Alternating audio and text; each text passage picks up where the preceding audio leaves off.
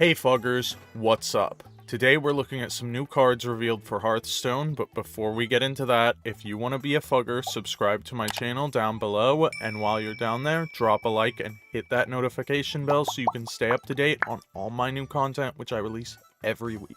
It's absolutely free and painless to subscribe, and you can always unsubscribe later, so please, every single one of you who subscribes helps me a ton, and I really appreciate it. Also, make sure you stick around to the end of the video so you can hear my announcement. Anyway, let's get into some reviews.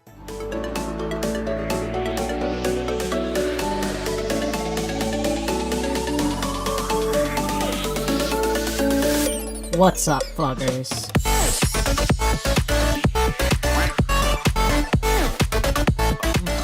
Alright, up first we have the only Warlock card revealed today, and that's Rin, Orchestrator of Doom.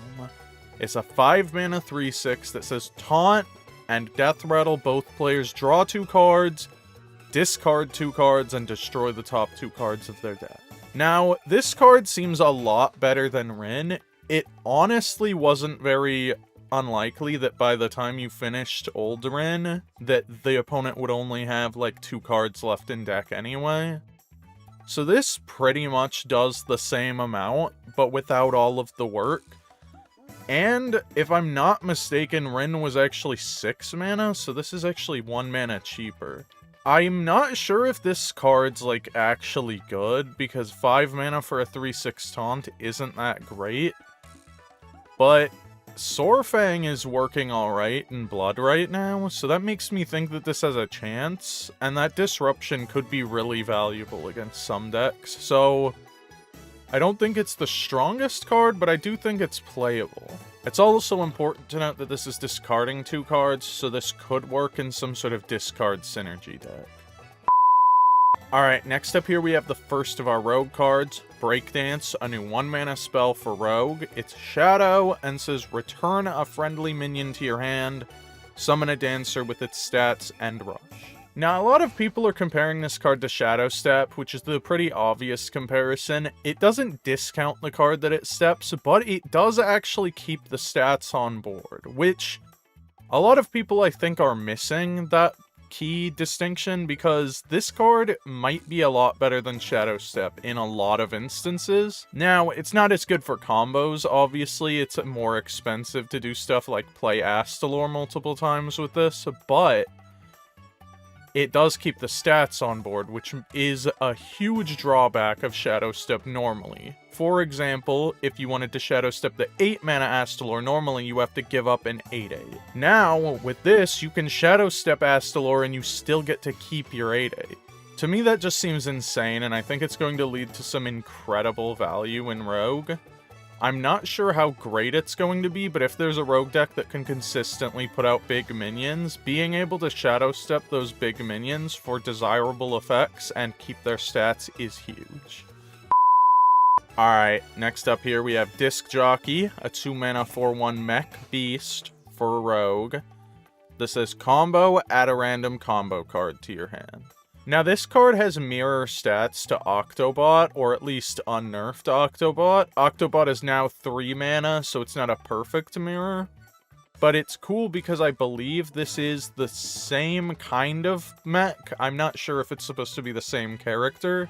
This card looks actually pretty decent to me. I don't know if it's really good, but there's a 2-mana 3/1 that sees play in Rogue and Wild right now. That's Shiny Finder. It draws a weapon. That feels pretty good to play, even though it's got such underwhelming stats, so I feel like this is pretty similar. Now, obviously, a random combo card is a lot less good than the weapon you put in your deck specifically to tutor, but I do think it has a potential, especially with this new combo support that Rogue got and some cards that we're about to look at. Like, for example, Rhyme Spinner.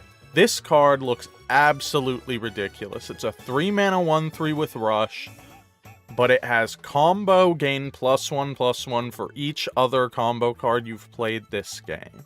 That is insane. Now, if anyone remembers, there was a 4-drop, I believe it was a 3/3 at base, for the SI quest, that got bigger every SI card you played.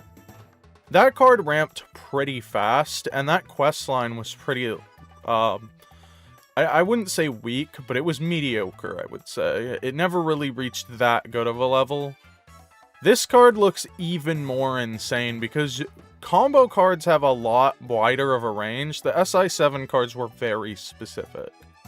So any combo cards can activate this, and it's for the entire game, so this just keeps getting benefit the longer into a game you go. So these aren't going to be irrelevant in the late game most of the time because they're just getting bigger. So instead of just being top decked and being like a mid minion, you get a huge rhyme spinner that takes something out immediately because it has rush. This card to me looks insane. Last up for Rogue, we have Bounce Around featuring Garona. This is our 3-mana legendary spell for Rogue. It's the song spell, like every class is going to be getting. And it says, return all friendly minions to your hand. They cost 1 this turn. Now this is a pretty insane spell, but I actually don't think it's as good as a lot of other people do, for one reason. Potion of Illusion was actually already a spell, and it was 1 mana more expensive for a objectively better effect. This card is sending the cards back to your hand, so you're losing those stats, and you have to play them again that turn for the 1 mana discount, or the 1 mana, it sets it to 1 mana, so it's up to a 9 mana discount, but that discount only applies the turn you play this. You can't hold it in your hand. With Potion of Illusion, you can potion anything and then keep it for the future. And you get an extra 1/1 out of it instead of deleting the stats off the board. Now, to be fair, that can be argued to be a drawback in some cases because you need more board space to do certain really high card count combos. But I think more often than not, this is going to be a drawback, and a lot of people just aren't seeing the amount of times that you just really wouldn't want to play this because you have something going towards a lethal on the board, and you really don't want to take your stats away. To clarify, I do still think this card is very good, I just don't think it's meta-breaking. Alright, our next card up here is for Shaman, the other class that had cards revealed, and it's called Flowrider. It's a 2-mana 3/2 Naga with Battlecry if you are overloaded, I mean. It's a 2-mana 3/2 Naga named Flowrider that says, Battlecry, if you're overloaded, discover a spell from your deck. Now this card is actually ridiculous. The ability to discover a copy of any spell is really insane, and it's going to be bonkers and wild, I think. You can make it so that your deck is built in a way where you always get an extra copy of Healing Rain or Devolve or something like that. Maybe something even better that I'm not thinking of. And this card is just really good for that sort of deck. On top of that, it can just be used in the questline deck, which is getting some more support with these new cards because there's some overload support here, and the questline is centered completely around overload. So this fits nicely into that deck too. I'm honestly excited to see what kind of stuff people come up with for this, because I haven't really looked through all of the Shaman spells to see what this is best for tutoring, but it's probably something insane. Alright, our next card here is Jazz Base, a 3-mana 2/2 weapon for Shaman that says, Death Rattle, your next spell costs 1 less, overload while equipped to improve.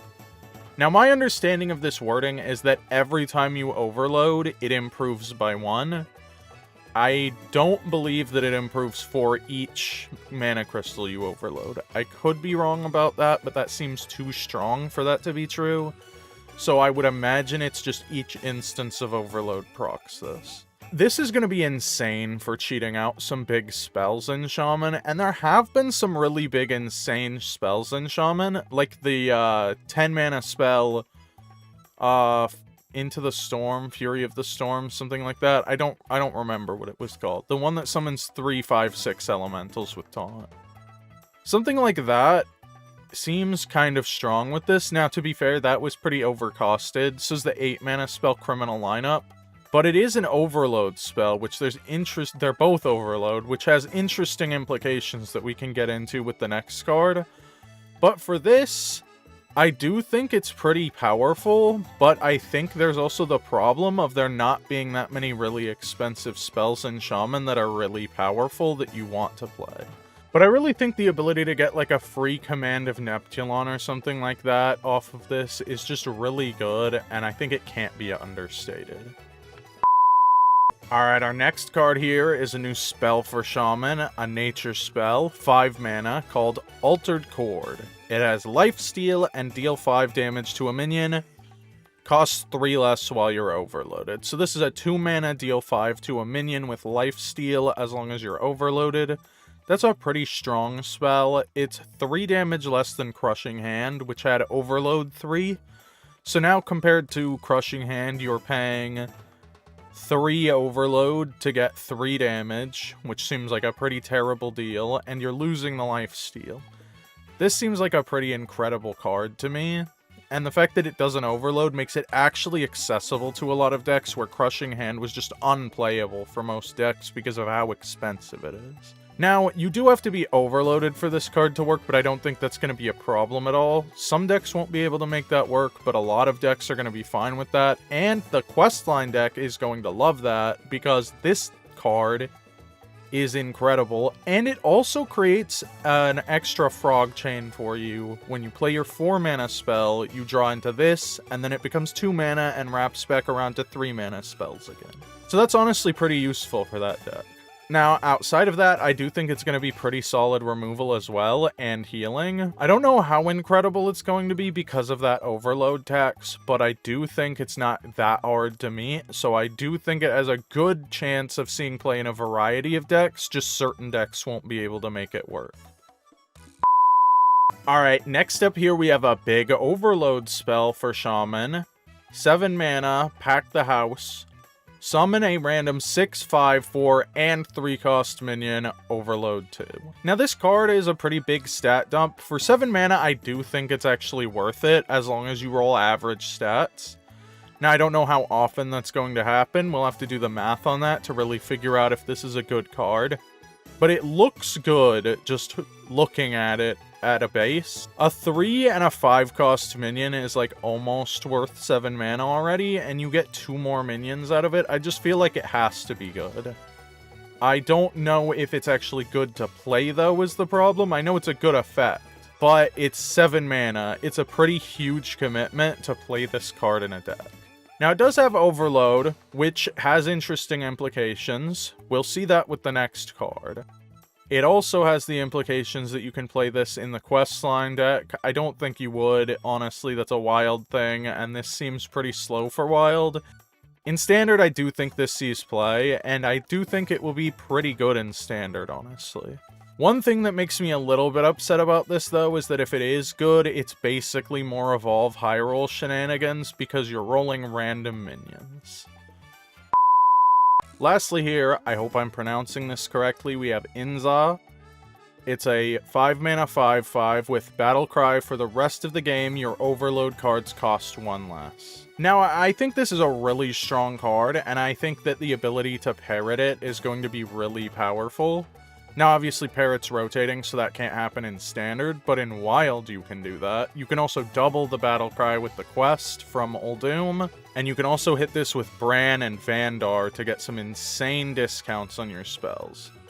Now, that said, I don't think that's actually going to be very good. What I think this is going to really do is you can play this to discount some cheap overload spells in Wild, and then you can use those to cycle with the Spirit of the Frog easier into more discounted spells. And it would also, if I'm not mistaken, 1 mana spells would become 0 mana in hand, draw a 1 mana spell, and then that would become 0 mana again, so you'd just be able to draw every 1 mana spell in your deck with Spirit of the Frog and play them for free. That seems incredibly strong to me, and I do think this card is going to be good because of that, but it is 5 mana, so that is a struggle for it. Alright, now for our actual last card, a card I missed last time, Pyrotechnician. It's a 4 mana 2/5. After you cast a spell, add a random fire spell to your hand. Now, unfortunately for you guys, this isn't like a particularly exciting or special card that I missed. It's just like a pack filler card. It's nothing special, I don't think.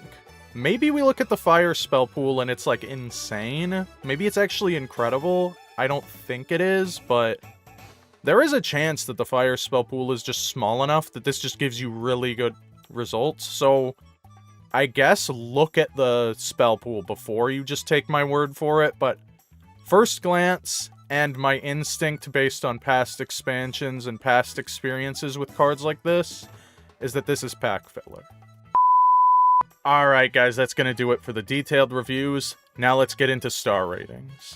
Rin is a 4-star card in Standard and a 3-star card in Wild. Breakdance is a 5-star card in Standard and a 4-star card in Wild. Disc Jockey is a 4-star card in Standard and a 3-star card in Wild. Rhyme Spinner is a 5-star card in Standard and a 4-star card in Wild. Bounce Around, in my opinion, is a 3-star card. Flowrider is a 5-star card in Standard and a 4-star card in Wild. Jazz Bass is a 4-star card in Standard and a 2-star card in Wild. Altered Chord is a 4-star card in Standard and Wild. Hack the House is a 3-star card in Standard and a 2-star card in Wild. Inzah is a 5-star card in Standard and a 4-star card in Wild. And Pyrotechnician is a 2-star card in Standard and a 1-star card in Wild. Well, there you go, guys. That wraps up my card review. I hope you enjoyed. If you did, remember to subscribe to my channel and hit that notification bell so you can stay up to date on all my new content, which I release every week. Also, since you made it to the end of the video, here's my announcement. Once I reach 100 subs on this channel, I'm going to be starting a new series, and I'm going to be putting a series of polls up on my Twitter for you guys to decide what game I play. So if there's something you want to watch me play, make sure you subscribe to my channel and follow me on Twitter so you can see those polls when they go live. Anyway, that's going to do it for today, guys. Thank you for watching. Stay safe. Peace.